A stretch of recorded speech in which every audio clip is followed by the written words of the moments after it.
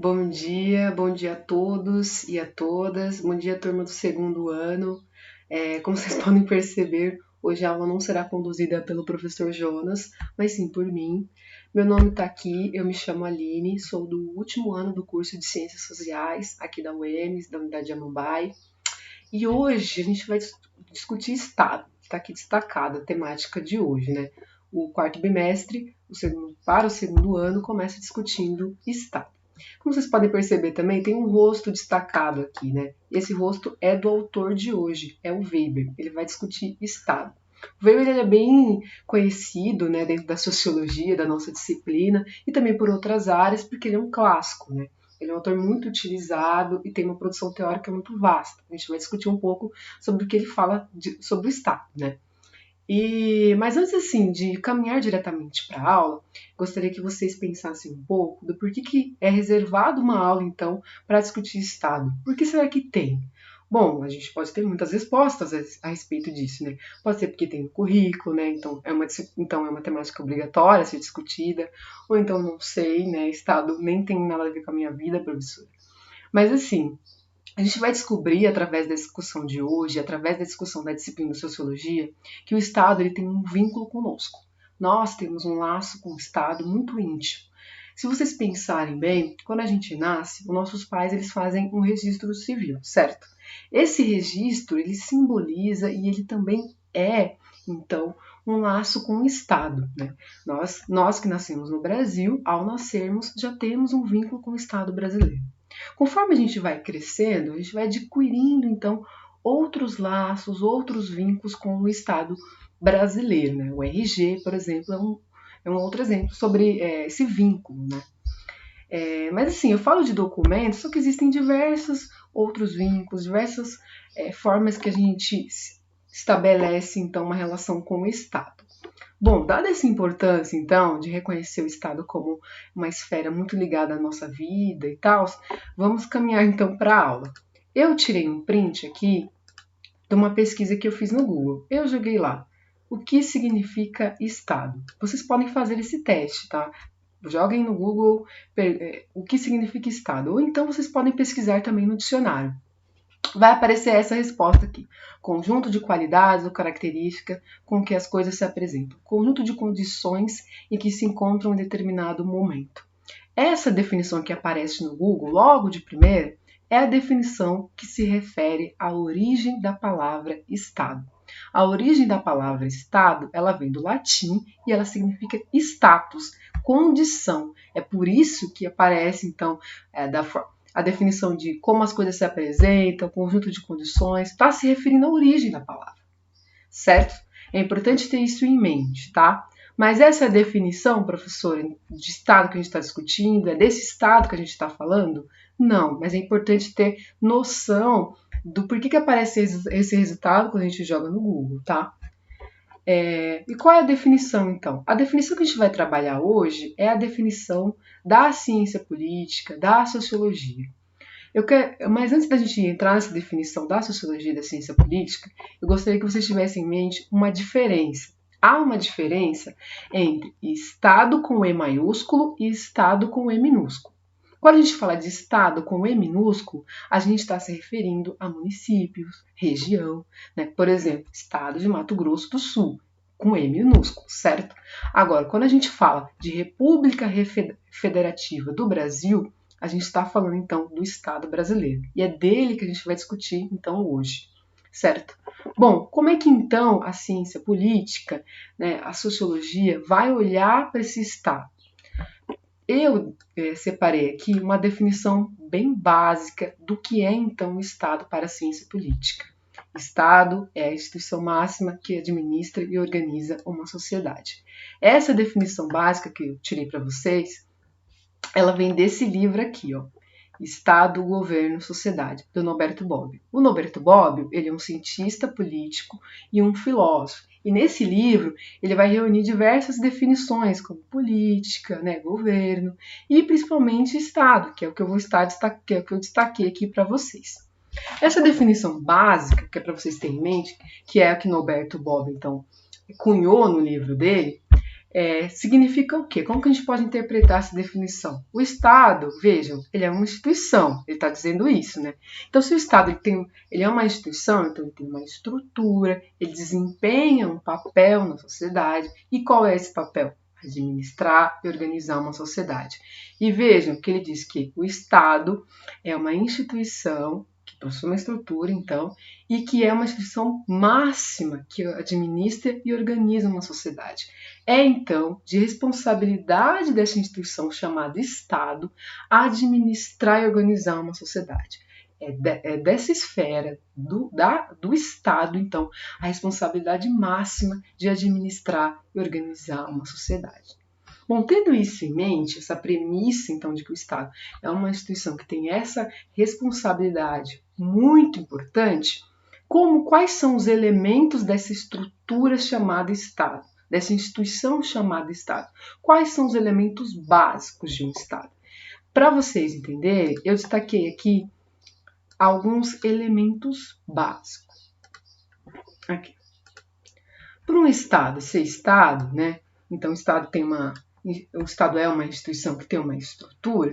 Quais são os elementos que compõem essa estrutura? Né? Para um Estado ser Estado, ele vai precisar ter território, povo, governo e Constituição. Um Estado, para ser Estado, ele precisa administrar um espaço, ele precisa administrar um território. Então, no nosso caso, por exemplo, a República Federativa do Brasil, o Estado brasileiro, administra o território brasileiro. Para ser um Estado ser Estado, ele administra também um povo. Ele administra, então, as pessoas que estão nesse espaço do território, né, que é o território.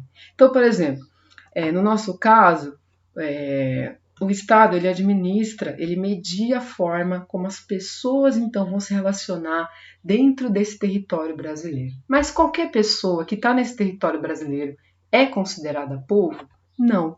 Eu coloquei isso aqui para vocês. É somente as pessoas, aqueles e aquelas que têm um vínculo com esse Estado, né? Como eu falei, quando a gente nasce, a gente já tem esse vínculo. Então, só quem nasceu aqui no Brasil, que já tem esse vínculo, é considerado povo e é, então, administrado pelo Estado. Bom, para o Estado ser Estado, ele também precisa ter um governo. É preciso ter uma equipe inserida no Estado, né, nesse aparelho chamado Estado, para administrar, então, a forma como esse Estado vai funcionar. Né, como esse Estado vai administrar seu povo, seu território. É por isso que quando a gente assiste a televisão, as pessoas falam de governo Lula, de governo Dilma, de governo Bolsonaro. Por quê? Porque são essas pessoas, juntamente com uma equipe que está administrando o povo, o território brasileiro como um todo. Além disso, para o Estado funcionar e ser um Estado, ele tem um outro elemento que é o quê? A Constituição, que é um conjunto de leis. Um governo, ele vai estar lá no Estado durante um determinado momento. Ele não vai estar para sempre, certo? De 4 em 4 anos, aqui no Brasil, a gente tem um novo governo. Esse governo, ele tem que seguir um conjunto de leis para poder, então, administrar a forma como vai ser relacionada, né? A questão do território, do povo, já existe de antemão um conjunto de leis que determina como vai ser conduzida essas decisões, essas mediações, certo? Nenhum governo pode, né, teoricamente, administrar o seu povo, o seu território da forma como bem entende. Não, existem leis que já dão um parâmetro, vamos dizer assim, já determinam como um governo deve conduzir o seu território, as pessoas, certo? Bom, esses são os elementos básicos: território, povo, governo e Constituição. Gravem isso, que é importante, certo?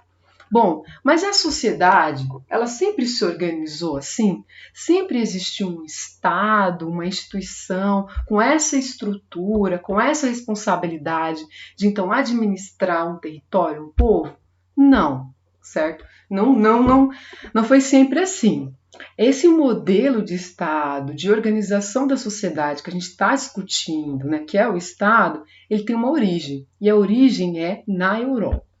Para a gente poder entender um pouquinho dessa origem, porque é importante, a gente entender como então se formou essa estrutura, né, se organizou, eu vou pincelar um pouco sobre o contexto histórico, sobre os processos históricos então na Europa que deram origem então à formação desse modelo chamado Estado. Vou então voltar um pouco no tempo e lá na Idade Média.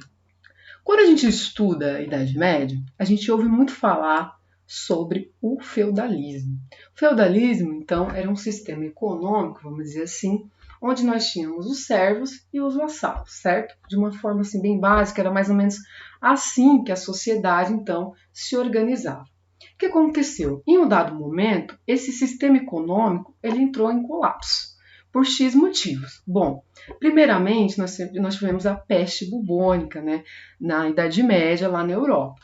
Somado a isso, o próprio sistema econômico ali do feudalismo, ele também começou a não dar mais certo. Por quê?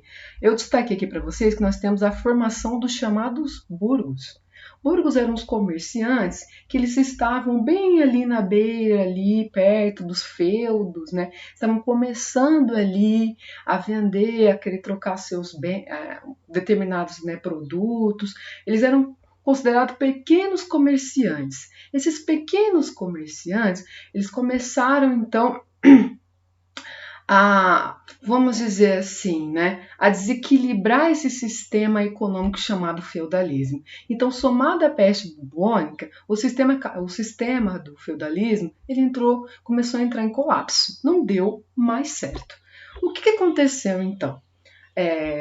A igreja ela exercia também um grande poder na sociedade na época da Idade Média, até mesmo durante o feudalismo, né?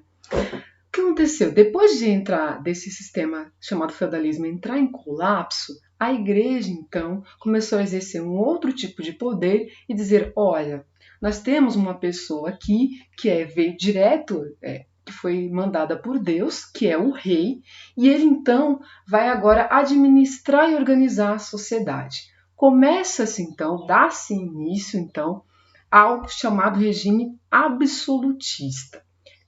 Por que é absolutista, então? Porque o rei é o rei que vai decidir qualquer coisa, vai partir dele. Não existe, por exemplo, como a gente estava discutindo antes, uma instituição com uma estrutura grande, com cada um tendo uma responsabilidade, com elementos. Não. Tudo quem vai decidir agora, a partir de agora, é o rei. Não existe mais feudo, né? Não existe mais esse sistema. Agora é o rei que determina tudo. Por quê? Porque ele é mandado por Deus. Eu destaquei aqui um exemplo de um rei da França, que eu acredito que vocês já devem ter ouvido falar bastante dele, mas se não ouviram, eu vou trazer. Esse aqui, ó. Ele é o Luís XIV. Ele foi o rei da França no período do regime absolutista e ele ficou no poder durante 72 anos. O poder dele foi justificado pela tradição, pela Igreja Católica. Na época, então, a sociedade era dividida entre nobreza, né, clero, e o clero representado pela igreja, como eu falei, exercia muito poder, então justificou que o rei estivesse ali no poder. Esse Luís XIV, ele é muito, né, destacado por N motivos, né? Além de ter ficado 72 anos no poder, ele deu uma fala uma fala bem interessante. Ele disse: "O Estado sou eu". Ou seja, como eu falei, né, reforçando o que eu falei, o poder absoluto, tudo é ele que vai decidir, entendeu? Seja cobrança de impostos, seja como a sociedade vai se organizar, tudo depende dele. Imaginem só, ele ficou 72 anos no poder. Bom, mas assim, esse modelo de sociedade também não durou para sempre lá na Europa, né? O que aconteceu? Esse regime absolutista, ele também entrou em colapso, certo? E por que ele entrou em colapso? Bom, tiveram vários motivos, né? Por exemplo, o rei da França, que eu destaquei para vocês, né, que ele ficou anos no poder, ele por conta da forma dele governar, né, por conta das despesas que ele tinha também durante o período que ele foi rei, Começou-se então a criar revoltas na sociedade. Ora, então o rei está fazendo despesas e nós aqui, né, o povo, está passando por determinadas necessidades. Então começou a ter uma revolta contra esse sistema absolutista. Somado a isso também, nós tivemos a ascensão da burguesia. Lembra que eu falei para vocês que os burgos, lá no declínio do sistema feudalista, eles estavam ali beirando, né, começando ali o seu comércio? Então, neste momento de revoltas, né, neste momento em que o povo estava começando a ficar descontente com o regime absolutista, os burgos, eles também, né, estavam ascendendo, eles estavam conseguindo ter muito lucro. E eles também estavam revoltados com esse regime absolutista. Eles estavam também, principalmente, insatisfeitos com a Igreja Católica, com a forma com a qual a Igreja Católica, então, cobrava também seus impostos. Somado, então, a tudo isso, ao descontentamento da população com o regime absolutista, né, com a Igreja Católica, em 1789, nós vamos ter a Revolução Francesa. Eu destaquei a Revolução Francesa porque muitos historiadores e historiadoras, eles vão dizer que na Revolução Francesa, com a queda da Bastilha, né, vai ser então simbolizado o fim do regime absolutista. A Bastilha era onde o rei absolutista, ele encarcerava então as pessoas que eram contra a vontade dele. Então, a Bastilha representava de fato o regime absolutista. Com a queda, né, desse regime, por conta de X revoltas e tal, nós tivemos uma mudança na sociedade, na forma então como a sociedade se organizava. Agora, então, a sociedade não se centraliza mais o seu poder em uma só pessoa, em um rei, não é mais um rei que vai administrar, então, e também tampouco é a igreja que vai, então, determinar. Nós temos a descentralização do poder, como eu coloquei aqui, né? E a ruptura com a igreja. Agora, então, a sociedade vai ser organizada e administrada por pessoas civis que não necessariamente se pautam em teorias da igreja ou em fundamentos da igreja. Não vai ser mais dessa forma. Qual vai ser a forma? Estado moderno. Dá-se origem ao Estado moderno. Esse Estado moderno, esse modelo de organização que surge nesse momento lá na Europa, é o modelo do qual a gente está falando. É o nosso modelo de se organizar. Dá-se início nesse momento do que hoje nós entendemos de Estado. Nesse momento, né, de ruptura com a igreja, de descentralização do poder, né? Há uma discussão muito grande entre as pessoas, entre toda a coletiva, a sociedade, da forma como tudo vai ser conduzido. Ora, nós precisamos decidir isso a partir de debates, de assembleias, nós precisamos ter votações, né? Não podemos mais nos pautar pela Igreja Católica ou por qualquer religião, não podemos. Temos que ter um espaço de decisão que seja, de uma certa maneira, organizado e também laico, certo? Bom, depois de se formar, então, esse modelo de Estado que hoje é o nosso modelo, muitos autores e autoras que estão olhando para essas transformações da sociedade vão começar a debater sobre esse Estado moderno. Ora, o que significa essa mudança, né? O que é esse Estado, então? A sociologia vai ser um campo que também vai estar discutindo essa formação de Estado, esse modelo de Estado, né? Esse modelo de se organizar. Então agora a gente vai discutir um dos autores que então discute, que está olhando para esse Estado, que é o Weber. Vamos discutir um pouquinho sobre o conceito de Estado trabalhado por Weber. Aqui aparece ele novamente, como eu tinha destacado lá no início do slide, esse é o Weber, né? O Weber, não sei se vocês sabem, ele nasceu na Alemanha, né, em 1864. O Weber ele foi foi um jovem, né, na juventude dele, que teve contato com muitos políticos, com muitos diplomatas, né, da Alemanha. O pai dele era um jurista, né, que então levava essas pessoas para casa dele, né. O Weber também foi uma pessoa super dedicada aos estudos, né. A partir dos 13 anos, por exemplo, ele já tinha livros publicados, fez N estudo. E esses estudos aos quais, né, ele se debruçava, né, e buscava refletir, era sobre ao redor dele, era sobre o seu país, né, e também, sobretudo, sobre o Estado. Né? Eu destaquei aqui para vocês uma breve biografia do Weber, né? Foi um jurista, um economista, um importante sociólogo. E para ele, então, o que vai ser esse Estado, esse modelo de organização chamado Estado? Para o autor, o Estado é o monopólio do uso legítimo da força física. Grande essa definição, uma frase muito grande. Mas vou tentar explicar para vocês, porque é o seguinte: essa definição de Estado, esse conceito de Estado que o Weber formula, é um conceito que não só para a disciplina é importante, mas para a vida de vocês é importante. Por quê? Porque é uma definição que vai aparecer em várias áreas. O direito vai se utilizar dessa definição de Estado. E como que então a gente pode entender essa definição de Estado? Para o Weber, o Estado é uma instituição, igual a gente começou a falar, né, no começo do slide, né, que o Estado é uma instituição que tem aquela estrutura, né, que tem aqueles elementos básicos, mas o Estado não pode ser compreendido somente dessa forma.